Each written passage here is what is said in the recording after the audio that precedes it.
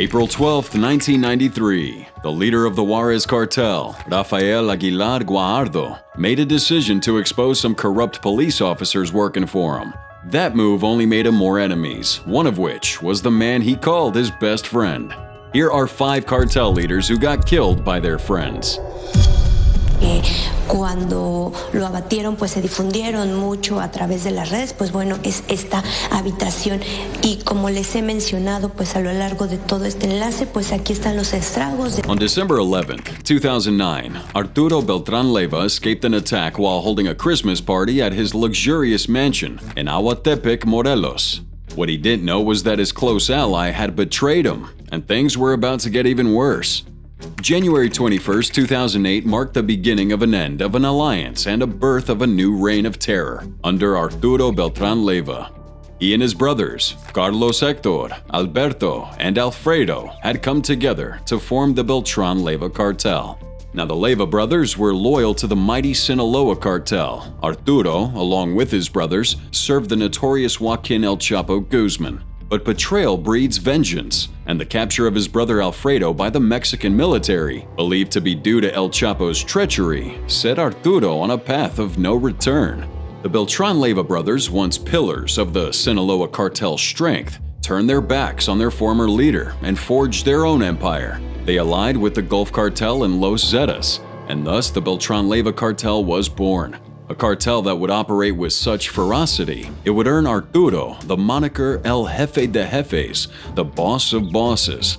Arturo's reach extended far and wide, his influence penetrating deep into the very institutions that Mexico relied upon for justice. He corrupted officials, including the country's former drug officials, ensuring that the hands of the law were tied while his cartel operated without questions. Now with great power comes great enemies, and Arturo's reign was as bloody as it was bold. His cartel was responsible for countless acts of violence, trafficking not just drugs, but also fear into the hearts of those who dared to cross him. Now what really made Aruro invincible was his alliance with corrupt police officials. Aruro, with a silver tongue and pockets deeper than the Mariana Trench, turned the police force into his personal army. The tale of Sergio Villarreal Barragan, also known as El Grande, is a testament to this chilling reality. Once a dutiful officer, Barragan found himself at a crossroads when confronted by the cartel's might. The choice was stark: align with the cartel or face dire consequences, and so he bent the knee to the Beltran Leyva empire, his badge tarnished by the allure of cartel gold. The corruption ran deep, seeping into the highest levels of power.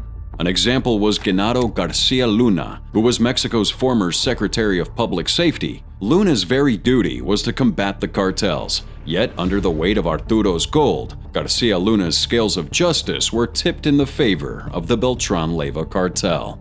His betrayal wasn't just stabbing the law in the back, it was a game of deceit played to the tune of hundreds of millions of dollars. The cartel's influence was so pervasive that it infiltrated the Interpol office in Mexico, turning international law enforcement into unwitting accomplices of their nefarious deeds. Classified information, anti-drug operation details, the lifeblood of law enforcement efforts, all siphoned away by the cartel's dangerous reach. Soon, Aruro found his name on the top 20 most wanted men in Mexico. It would add to his credibility, but it also meant there was now a possibility of his comrades betraying him, especially when we consider the huge bounty placed on him. In Mexico, the government had a bounty of $2.1 million on Aruro, branding him as one of the country's most wanted drug lords. This hefty sum was a clear indicator of his notoriety and the desperate need to bring him to justice. Now across the border, the stakes were equally high. The United States, grappling with cross-border implications of his cartel's actions, offered a reward of up to $5 million for information leading to his capture. This was a testament to the global reach of his criminal empire and the universal dread he inspired. Now these bounties painted a target on Arturo's back that could be seen from every corner of the underworld, turning friends into potential foes and making trust a luxury. It was a race against time and treachery, with every passing moment bringing him closer to an inevitable end. And so the hunter became the hunted, ensnared in a web of his own making. The one who would betray the boss was Edgar Valdez Villarreal, aka La Barbie. With his Ken doll looks and a heart as cold as steel, La Barbie was once the most trusted lieutenant of Arturo Beltran Lea, but he had been scheming to overthrow his boss. Edgar stood by Arturo's side, collecting tariffs and commanding the cartel's armed wing, the Fuerzas Armadas de Arturo, with an iron fist. But beneath the surface, a storm was brewing, a tempest of ambition and greed that would soon engulf the cartel in flames. Now in this high-stakes game, La Barbie would play both sides. Behind the scenes, he was a man with a plan that involved the ultimate betrayal.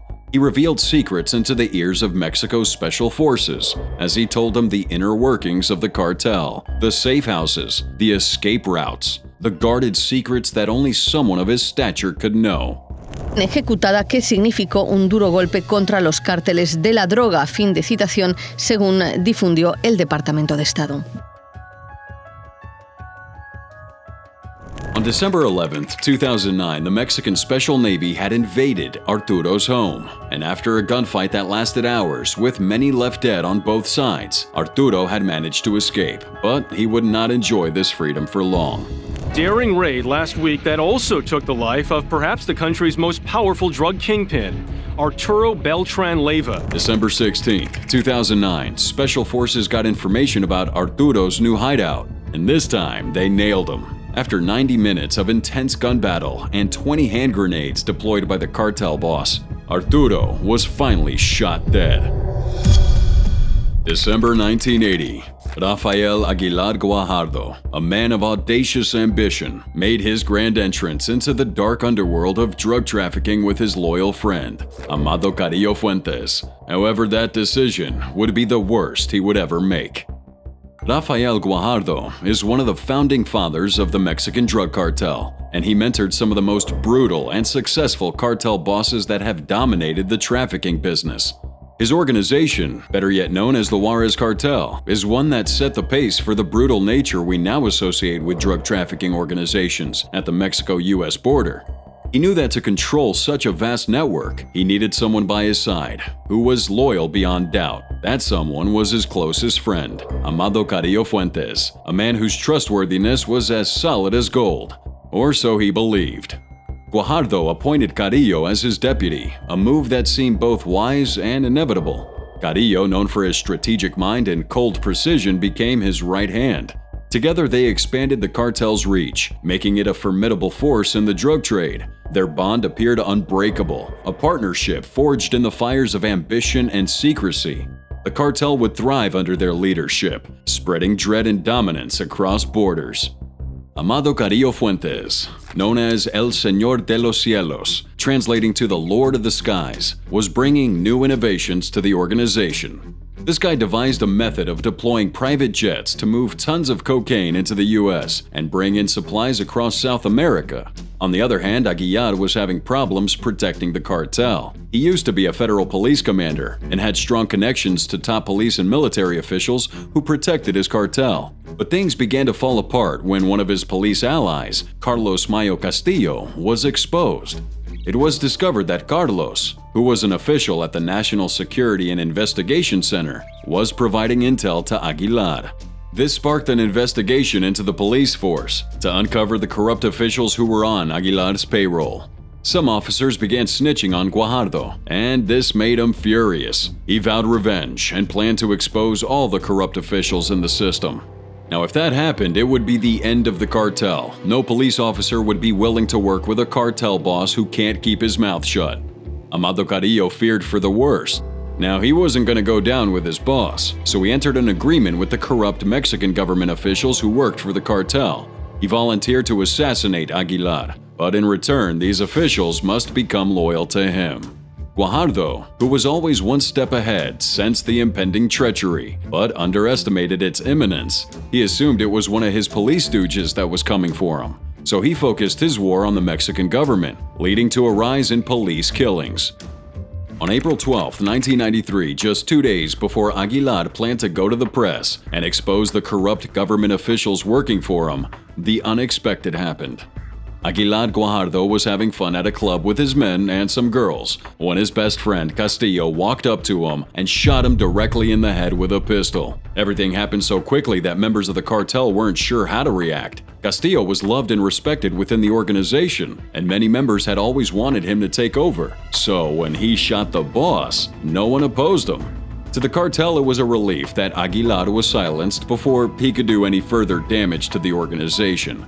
As the dust settled, the legend of Raphael Aguilar Guajardo became a cautionary tale. Castillo took over the Juarez cartel and went on to become one of the richest drug lords that ever lived. But his reign was also one of the most horrific periods in Mexico. The death of Guajardo wouldn't be the end of betrayals within the Juarez cartel. It was just the beginning of more to come. Y teniendo la certeza al 100%, se dará a conocer lo conducente. Muchas gracias.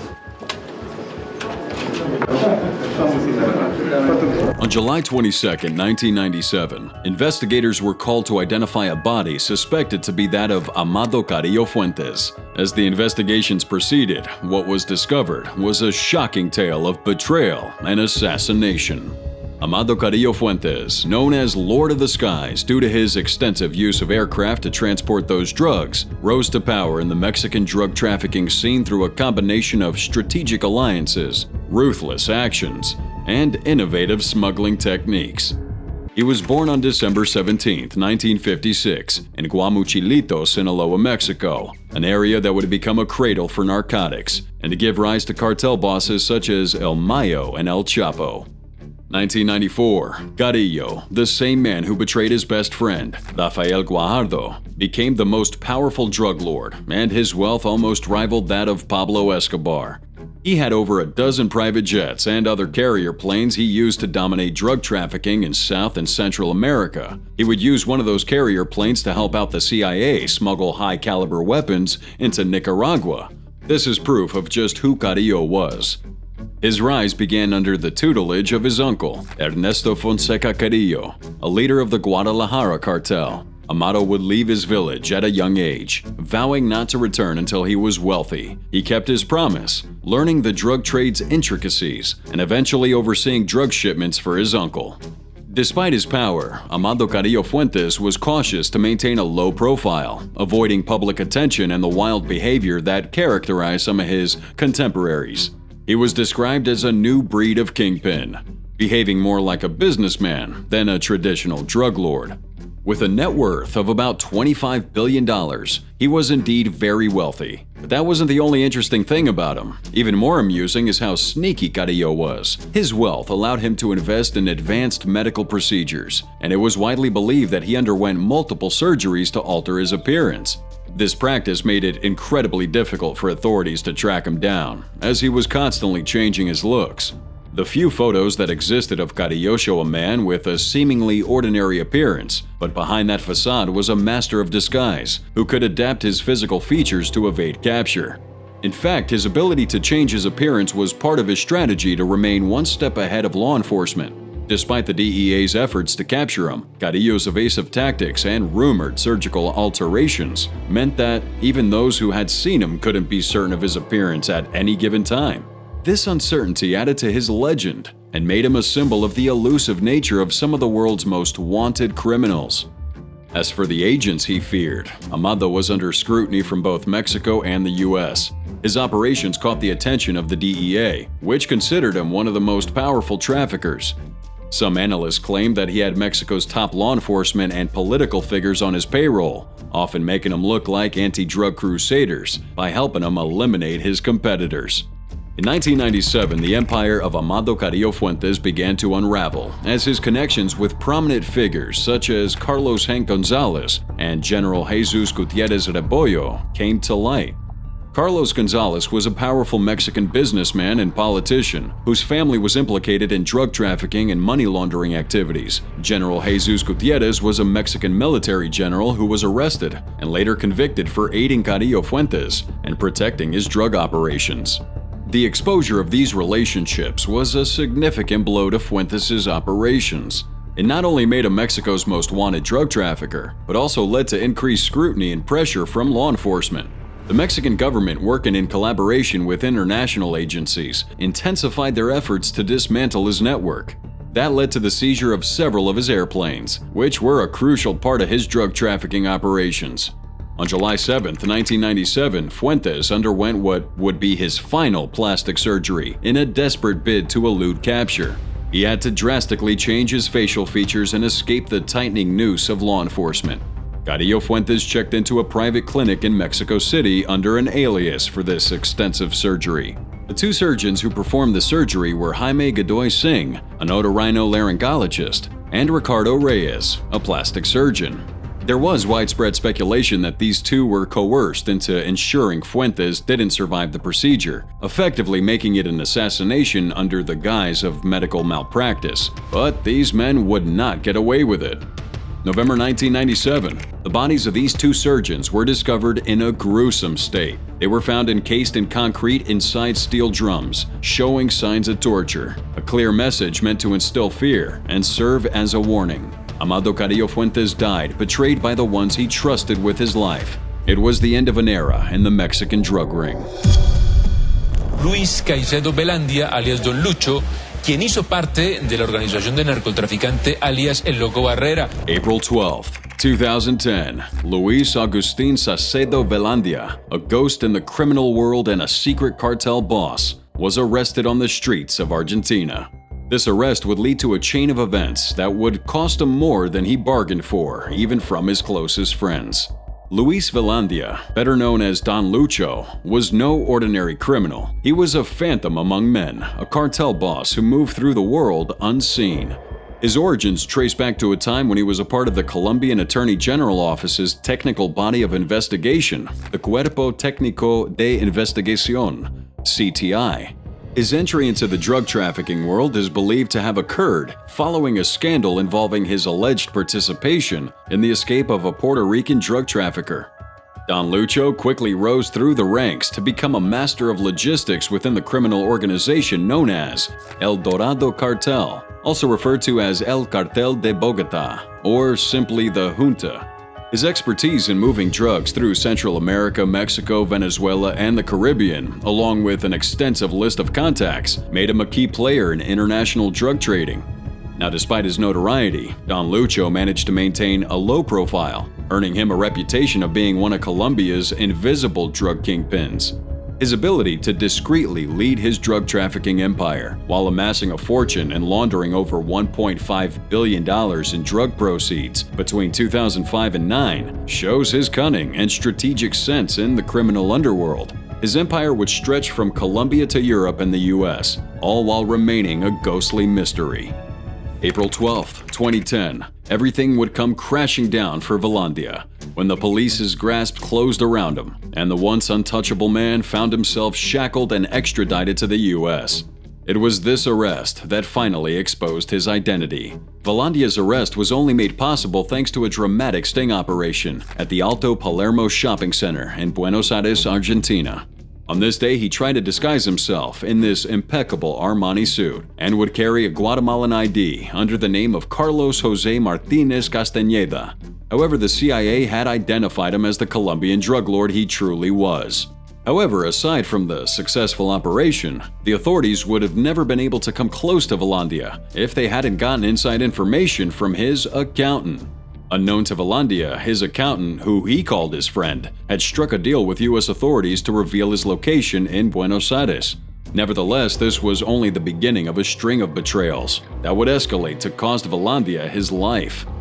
After some months of resistance, Belan Lea acknowledged his true identity before Judge Julian Ercolini and accepted extradition to the U.S. That's not all. He would make a deal with the authorities in exchange for a lesser sentence of 20 years. He would also surrender millions of dollars and provide a list of 126 names of collaborators, which played a significant role in dismantling organized crime rings. Belan Lea had been betrayed, and now he had betrayed those who had trusted him too. It was now time for his closest allies to play their own card.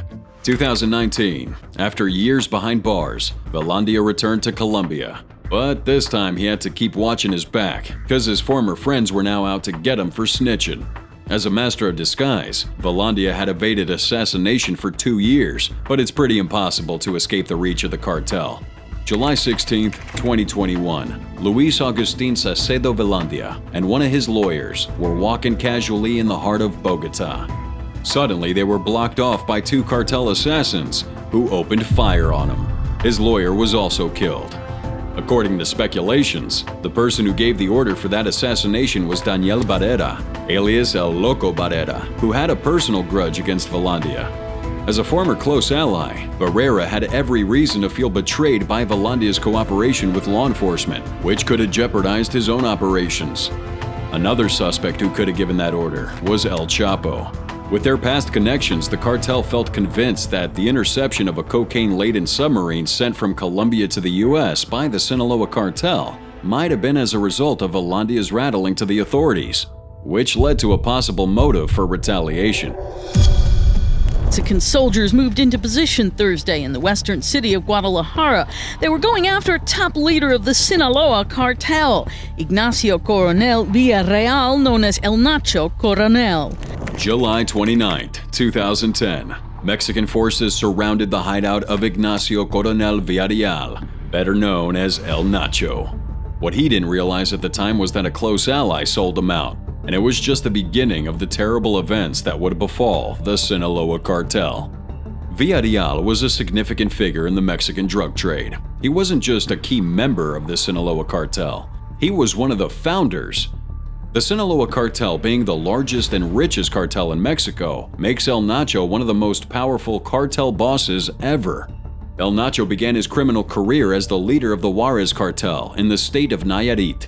Following the death of Kario Fuentes, Coronel, along with Juan Jose Esparragoza Moreno or El Azul and Ismael El Mayo Zambada, would break away from the Juarez cartel and join forces to strengthen the Sinaloa cartel.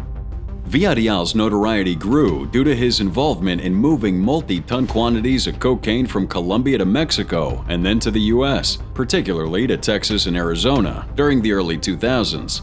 His operations weren't limited to North America, though. They extended throughout Europe, Central America, and South America.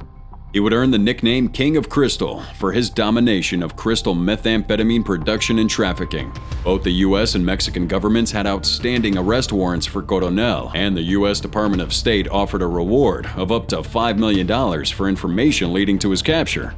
On June 1, 2005, Villarreal was sanctioned under the Foreign Narcotics Kingpin Designation Act by the U.S. Department of Treasury. Now, this act, often referred to simply as the Kingpin Act, targets significant foreign narcotics traffickers and their organizations worldwide. The goal is to deny these individuals and entities access to the U.S. financial system and to prohibit all trade and transactions between the traffickers and U.S. companies and individuals. Villarreal's inclusion in this list was a significant moment in the history of the drug war, as it represented a formal recognition by the U.S. government of his role as a major player in international drug trafficking. The sanction came as a result of his involvement in the Sinaloa cartel and his extensive drug trafficking operations, which included the production and distribution of large quantities of cocaine and methamphetamine. So while El Nacho did worry about the government wanting to arrest him, his main concern was more within his organization.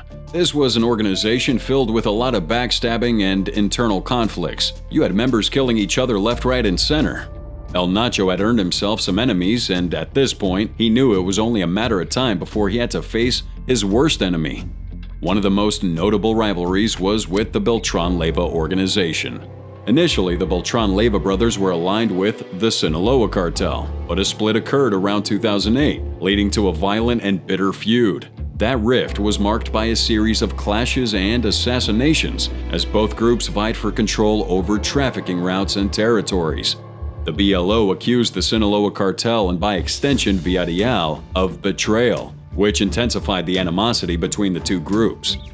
The conflict escalated to such an extent that it significantly impacted the dynamics of drug trafficking in Mexico, with the BLO forming alliances with other cartels, like the Zetas, to counter the influence of the Sinaloa cartel. Villarreal's stronghold in Jalisco was a source of contention, as it was a strategic location for the production and distribution of meth, which led to disputes with other local groups seeking to capitalize on the lucrative meth trade. On July 29, 2010, El Nacho was shot dead in Zapopan, Jalisco, during a shootout with the Mexican army. The operation that led to his death was the result of military intelligence locating him in the city of Guadalajara. But this intelligence had come from people El Nacho used to call friends. They'd sold him out so they could take over his operations.